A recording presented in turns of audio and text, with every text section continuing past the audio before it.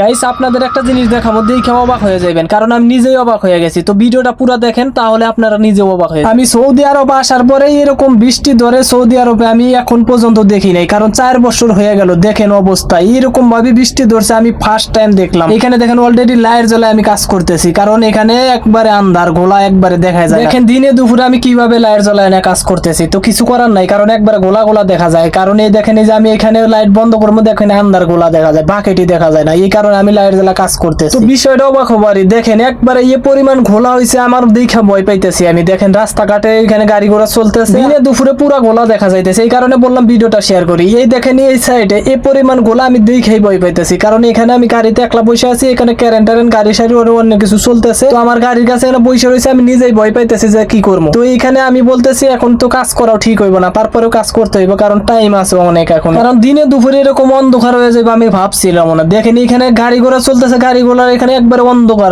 আর এই দেখেন এই সাইডে একবারে পুরোপুরি অন্ধকার। পরে কি করলাম, আমি কাজ বাদ দিয়ে তারপরে এখানে আসলাম গাড়ির কাছে। তো গাড়ি থেকে নেমে গেলাম, নেমে যাওয়ার পরে আমি বলতেছি যে শাওয়ালার সাথে আমি চলে যাই, কারণ এখন যে পরিমাণ ঘোলা হয়েছে বৃষ্টি আসতে লেট হবে। তারপরেও আমি এখান থেকে নেমে যাইতেছি। পরে নেমে যাওয়ার পরে একটা ছোট্ট মোটো ভিডিও বানায় এই শাওয়ালে চলে যাবো, যে কারণ গেটের সামনে যাইতে হবে, বৃষ্টি নামলে তো পরে যাইতে পারবো না। তো কি করার আছে, কাজ কাম ছাইরা দিয়ে পরে চলে আসলাম। চলে আসার কারণ আমারও ভয় করতেছে, কারণ সৌদি আরবে এরকম ভয়াবহ বৃষ্টি ধরে, কারণ আমি এখন পর্যন্ত দেখি নাই। আর আমি এখানে 4 বছর ধরে আসছি, এরকম আমি বৃষ্টি কখনো দেখি নাই, এই কারণে একটু ভয় করতেছে যে না জানি কি হয়ে যায়। পরে আমি যখন ভিডিও বানাই শাওয়ালের উপরে আসলাম, শাওয়ালের উপরে এসে এরকম ভিডিও বানাইতেছি, তখনই টিভি বৃষ্টি শুরু হয়ে গেল। তো কি করার আছে, এখন চলে যাইতে হবে। পরে গাইস ভিডিও বানান বন্ধ করে শাওয়ালের উপর চললাম। এখানে দেখতেছি কয়েকজন আবার দৌড়াইয়া যাইতেছে রাস্তাঘাটে। পরে আবার আমি করলাম কি, এখানে সাইড দিয়ে ঘুরে চলে আসলাম। চলে এসে দেখি এখন যাইতে হইব, এখন বৃষ্টি নামতেছে, কারণ এক জায়গায় স্থায়ীভাবে খাড়া হতে হবে, কারণ এখানে গাড়ি আসতে এখনো লেট হবে, কারণ গাড়ি এখনো টাইম হয় নাই, যে গাড়ি আসার টাইম হয় নাই যে আমাদের রুমে নিয়ে যাইব। এই কারণে আগে বললাম যে শাওয়াল থেকে নাইমা জাহেরা দৌড় পেরে যাইতেছি, কারণ টিভি